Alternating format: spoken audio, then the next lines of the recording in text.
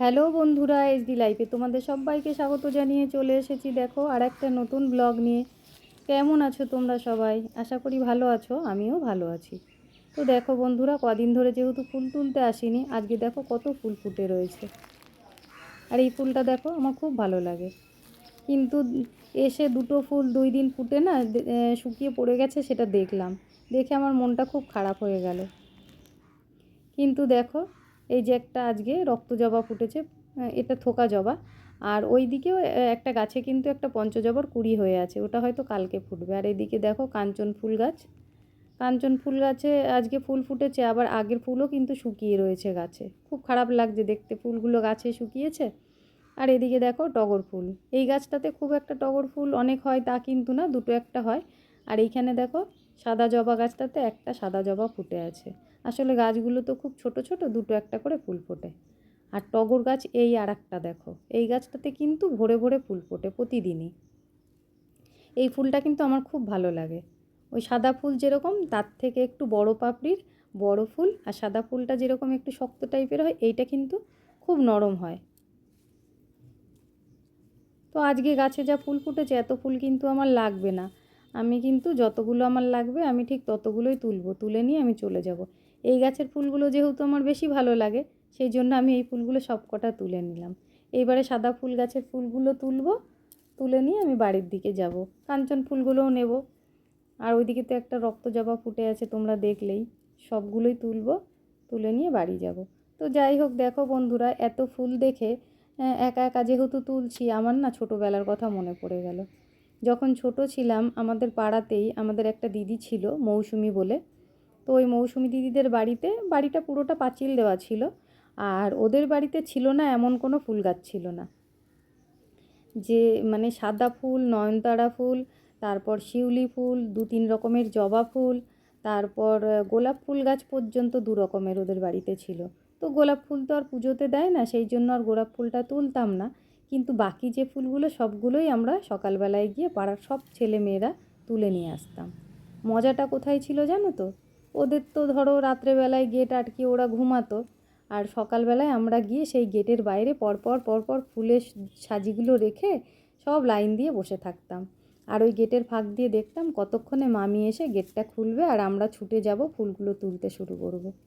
তো মামি কী করতো, জানতো যে ওরা চলে আসলে আর আমি সুযোগ পাবো না ফুল তোলার। সেই জন্য মামির পুজো দিতে যে কটা ফুল লাগবে, সেই কটা ফুল মামি আগে তুলে ঝুড়ির মধ্যে রেখে দিয়ে তবে গেটটা খুলতো। আর যেই গেটটা খুলতো, আমরা কিন্তু ছুটে যেতাম, কে আগে যাব আর কে কতগুলো ফুল তুলব।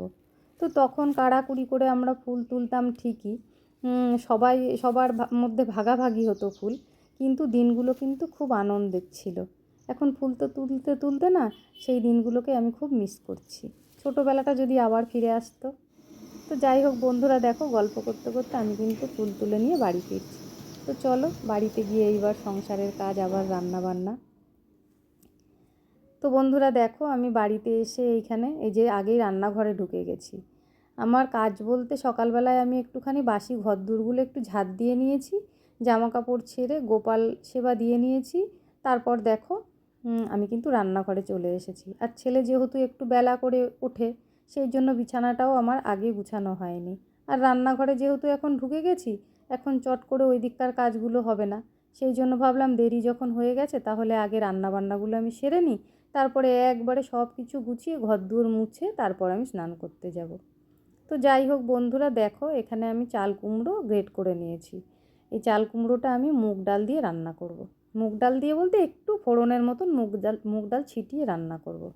তো দেখো চাল কুমড়ো দিয়ে কত জল বেরিয়েছে। এমনি এটা দিয়ে জল বেরোয়, কিন্তু আমি দেখছি আজকে অনেকটাই জল বেরিয়েছে। আর এই জল শুদ্ধ রান্না করলে না পুরো টক হয়ে যাবে রান্নাটা। তো সেই জন্য জলটা আমি ভালো করে চিপে নিচ্ছি, রান্নাটাও তাড়াতাড়ি হয়ে যাবে, আর টক হয়ে যাওয়ারও কোনো ভয় থাকবে না। তো এভাবে আমি পুরোটাই চিপে পুরো জলটা ফেলে দিলাম। দিয়ে তারপরে দেখো, এদিকে আমি চাল কুমড়োতে দেওয়ার জন্য কতগুলো লঙ্কা চিড়ে নিচ্ছি। আর চাল কুমড়োটা চিপতে চিপতে না আমি মনে মনে ভাবছিলাম যে এই চাল কুমড়ো ঘন্ট করব আর ডিমের ঝোল করব, আর কিছু করব না ভাজাভুজি। সেই জন্য আমি একটু উচ্ছে কেটে নিয়েছি, উচ্ছে কটা আমি ভাজা বসাবো এখন। তো আগে উচ্ছে ভেজে নেব, তারপরে ওর মধ্যে আমি চাল কুমড়োটা বসাবো। আর ওদিকে কিন্তু আমার ভাত হচ্ছে।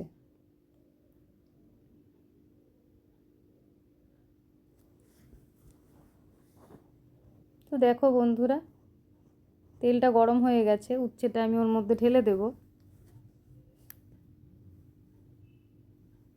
আর এদিকে ভাতটাও আমার হয়ে গেছে। ভাতটা নামিয়ে ওদিকে উচ্ছে ভাজাটাও আমি নামিয়ে নিয়ে ওটাই আমি চাল কুমড়ো বসিয়ে দেবো। আর আজকে জানো তো আমি সকালবেলায় টিফিনে খিচুড়ি খেয়েছি, ফ্রিজে রাখা ছিল, ওই খিচুড়িটাই গরম করে আমি টিফিন করে নিলাম। তো দেখো বন্ধুরা, আমি কিন্তু এর মধ্যে উচ্ছেটা ভেজে উঠিয়ে নিয়েছি। দেখো কড়াইটা কেমন হয়ে গেছে উচ্ছে ভাজতে ভাজতে। যাই হোক, ওই তেলের মধ্যে আমি চাল কুমড়োটা বসাচ্ছি। তো দেখো এখানে আমি শুকনো লঙ্কা, তেজপাতা আর গোটা জিরে ফোড়ন দিয়ে দিয়েছি। এবারে আমি একটা ছোট বাটির মধ্যে ঠিক যতটুকু লাগবে অতটুকুই মুগ ডাল আলাদা করে রেখে দিয়েছি। এই মশলাটা দেখো ভাজা প্রায় হয়েই এসছে। এর মধ্যে এখন আমি ওই ডাল কটা দিয়ে দেবো।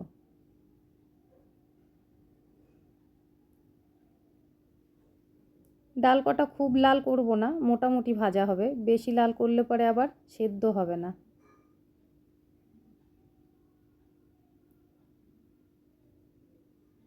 তো ডাল ভাজা আমার হয়ে গেছে, এবার এর মধ্যে আমি চাল কুমড়োটা দিয়ে দেবো।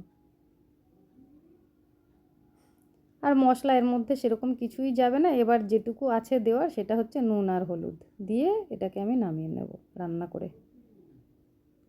তো দেখো বন্ধুরা, ডিমের ঝোলটা হয়ে গেছে, এটা আর রান্না তোমাদের আমি দেখাইনি। আর এদিকে দেখো উচ্ছে ভাজা, আর এই যে আমার চাল কুমড়ো ঘন্ট। তো রান্না আমার হয়ে গেছে, এদিকে গ্যাস ট্যাস পুছে চলো যাই, ঘরটাও এবার গুছিয়ে পরিষ্কার করে নিই। তো দেখো বন্ধুরা, বিছানাটা কিন্তু আমি গুছিয়ে নিয়েছি। এবার ঝেড়ে নিয়ে তারপরে ঘরটা একবার ঝাড় দেবো, দিয়ে তারপরে ঘর মুছে নেব আমি। ঠাকুর ঘরটাও মুছতে হবে। তোমাদের তো বললামই আজকে আমার কোনো কাজ হয়নি, সেই জন্য ভাবলাম রান্না বান্না করে নিয়ে একবারে সব কাজগুলো সেরে আমি স্নান করতে যাব। ততক্ষণে যদি আবার ও চলে আসে তাহলে আবার স্নানটাও করতে যাওয়া হবে না। তো ভাবছি কাজগুলো সব সেরে নেব, নিয়ে তারপরে ও আসবে, ও স্নান করে নেবে, তারপর ওকে খেতে দিয়ে দেবো, দিয়ে তারপর আমি স্নান করতে যাব।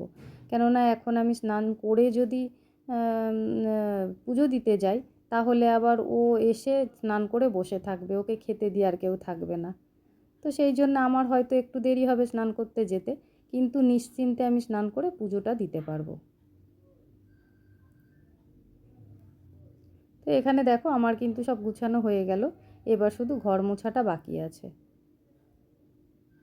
তো বন্ধুরা তোমরা দেখতে থাকো, আমি ঘর মুছে তারপরে ও যদি চলে আসে ওকে খেতে টেতে দিয়ে তারপর আমি স্নান করতে যাব। এসে তারপরে পুজো দিয়ে তারপরে আবার খেতে আসছি, তখন দেখা হচ্ছে। দেখো বন্ধুরা, তোমাদের যা বলেছিলাম, ও চলে এসছে, স্নানও করে নিয়েছে, ওকে খেতে দিয়ে তারপরে কিন্তু আমি স্নান করতে গেছিলাম। তো স্নান করে এসে পুজো দিয়েছি, দিয়ে তারপরেই দেখো আমি আর ছেলে একসাথে খেতে বসেছি। ছেলে তো নিজে হাতে খেতে চায় না, যেহেতু ডিম করেছি আজকে, আর ডিম ভেজে ঝোল করলে না এই ঝোলটা ও খেতে খুব ভালোবাসে। তারপরে আবার ওর বাবার খাওয়া হয়ে গেছে, যেহেতু আমি একাই খেতে বসছি, এবার নিজে খাবো না ওকে খাওয়াবো, তাই বললাম বাবা তুই আজকে একা একা খেয়ে নে। সেই জন্য ও একা খেতে বসেছে। আর এদিকে ওর বাবাও রেডি হয়ে গেছে, এখনই বেরোবে।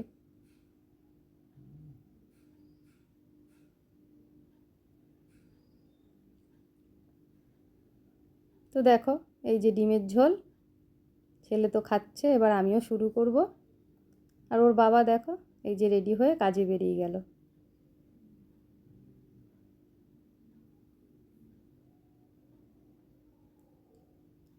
তো বন্ধুরা, আজকের ভিডিওটা এই পর্যন্তই। তোমাদের কেমন লাগলো অবশ্যই কমেন্ট করে জানিও, লাইক করো, শেয়ার করো। আর যদি চ্যানেলে নতুন হয়ে থাকো অবশ্যই একটা সাবস্ক্রাইব করে দিও। তাহলে আমি খেয়ে নিই, তোমরাও খাওয়া দাওয়া করে নাও। আবার আসবো একটা নতুন ভিডিও নিয়ে, ততক্ষণের জন্য টাটা।